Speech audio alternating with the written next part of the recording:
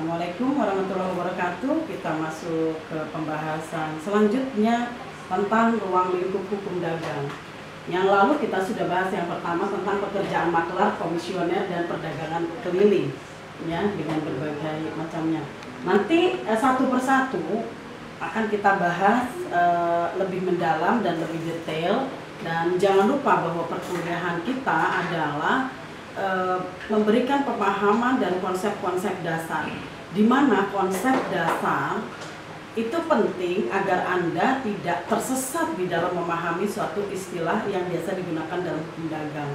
Ya, seperti yang kemarin saya bahas itu tentang misalnya perdagangan keliling gitu. Jangan Anda bayangkan suatu keadaan yang sangat tradisional, ya, tetapi itu adalah konsep yang harus dipahami, kemudian masukkan ke dalam dunia masa ini, dunia nyata dengan teknologi yang tinggi di dalam berkomunikasi, gitu ya. Maka muncullah marketplace, di mana orang-orang yang berdagang bisa berkeliling di dalam dunia maya, menemui pelanggan-pelanggannya dengan berbagai cara, ya. Nah, kemudian yang kedua, pembahasan kita yang kedua adalah badan usaha dan badan hukum. Nanti kita akan detail sekali untuk membahas tentang badan usaha, ya, mana yang berbadan hukum dan mana yang tidak. Kemudian harus bisa mahasiswa membedakan mana badan usaha yang berbadan hukum dan mana badan usaha yang tidak berbadan hukum. Apakah dampaknya secara hukum, apakah dampaknya secara ekonomi untuk badan usaha yang tidak berbadan hukum maupun badan usaha yang berbadan hukum.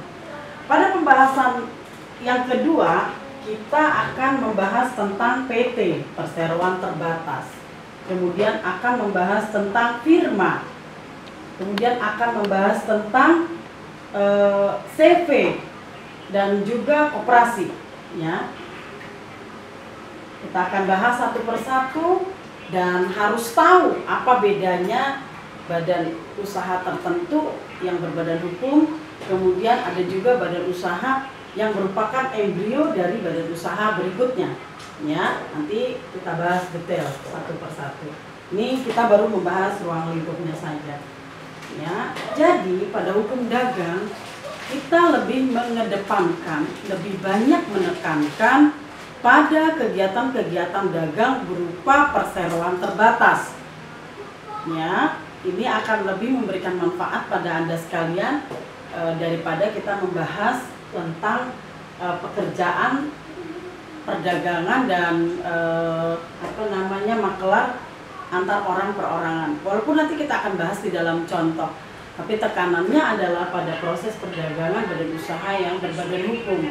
Sehingga koneksikan dengan mata kuliah hukum perdata tentang orang, bahwa pembahasan dalam hukum dagang orangnya adalah berupa badan hukum.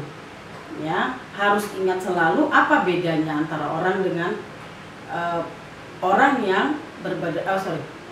dan badan usaha yang berbadan hukum, karena keduanya juga mempunyai persamaan, ya. Karena ada juga beberapa ahli yang menyebut atau menggunakan istilah bahwa badan hukum adalah dipersamakan dengan orang, ya. Jadi kita bahas satu-satu tentang itu. Kemudian pada setiap transaksi untuk mengurangi kerugian, maka selalu disertai dengan pertanggungan. Istilah hukumnya sebetulnya asuransi itu adalah pertanggungan, ya. Hanya kemudian istilah berbahasa Inggris lebih banyak digunakan orang pada masa kini, yaitu asuransi. Di dalam bahasa hukumnya sebetulnya disebut sebagai pertanggungan, ya. Kemudian satu hal lagi yang penting di dalam proses ini, ya, adalah jaminan.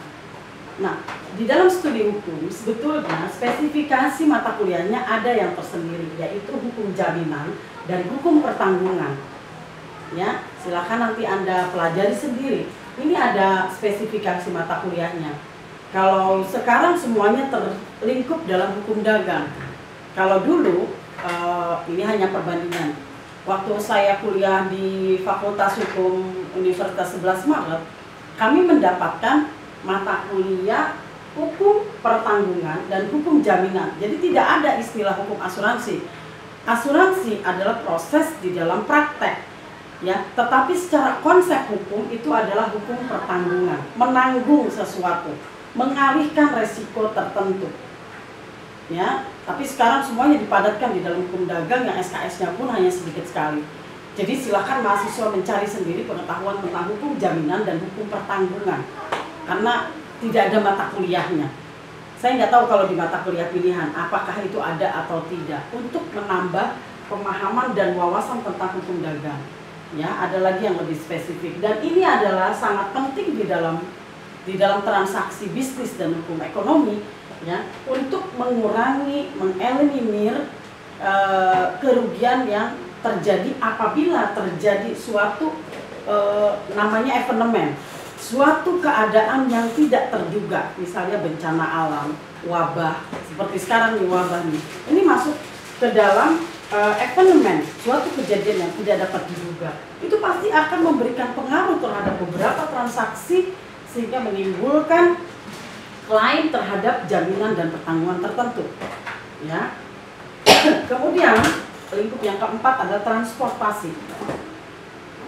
Karena tadi dagang itu adalah membeli barang atau benda tertentu dari suatu tempat dibawa ke tempat lainnya untuk dijual untuk mendapatkan laba. Maka transportasi adalah pembahasan pada hukum dagang yang memiliki materi strategis, ya, mempunyai nilai strategis tertentu.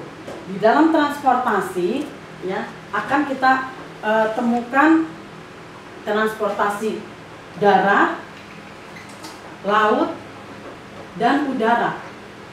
Dan pada proses mentransportasikan baik darat maupun udara, ya, kita nanti akan membaginya pada transportasi manusia dan transportasi benda. Kenapa mesti dibedakan? Agar dapat diarahkan pada asuransi pertanggungan.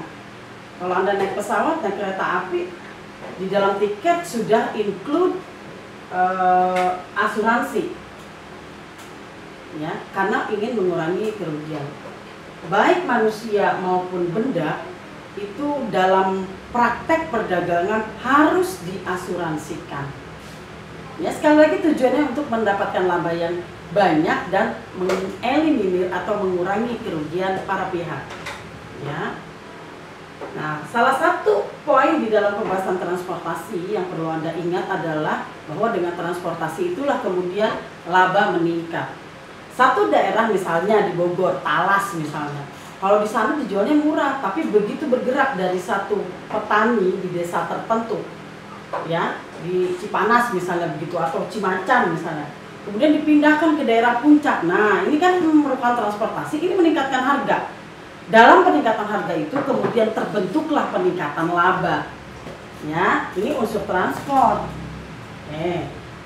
Lingkup yang berikutnya adalah penggunaan surat berharga pada transaksi-transaksi jual beli, ya, atau perdagangan secara besar, ya, akan ada penggunaan surat berharga.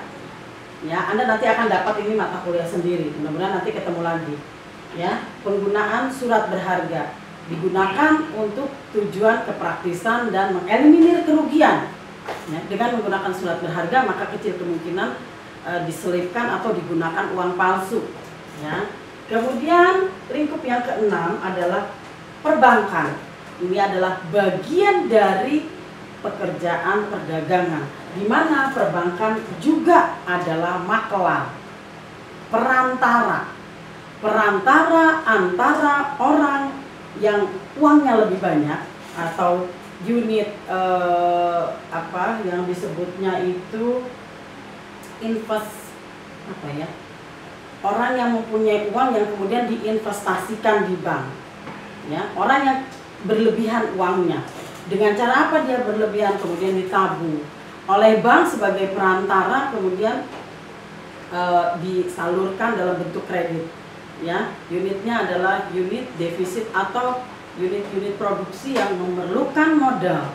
Ya, jadi bank itu juga adalah makelar antara pemilik uang atau pemilik modal dengan orang yang membutuhkan modal. Untuk pekerjaan itu dia akan mendapatkan selisih keuntungan.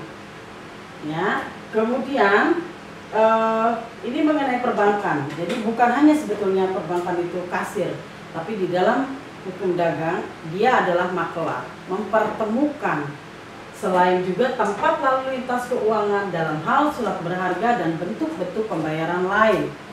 Ya, nah setelah kita mengetahui ruang lingkup hukum dagang, maka kita perlu mengetahui juga tentang sumber hukum dagang. Ya, sumber hukum itu selalu penting dalam pembahasan bidang ilmu hukum apapun untuk mengetahui dasar hukumnya. Selalu sumber hukum itu ada dua, yaitu tertulis dan tidak tertulis. Di dalam hukum dagang, sumber hukum yang utama adalah Kitab Undang-Undang Hukum Dagang, dan yang kedua adalah Kitab Undang-Undang Hukum Perdata.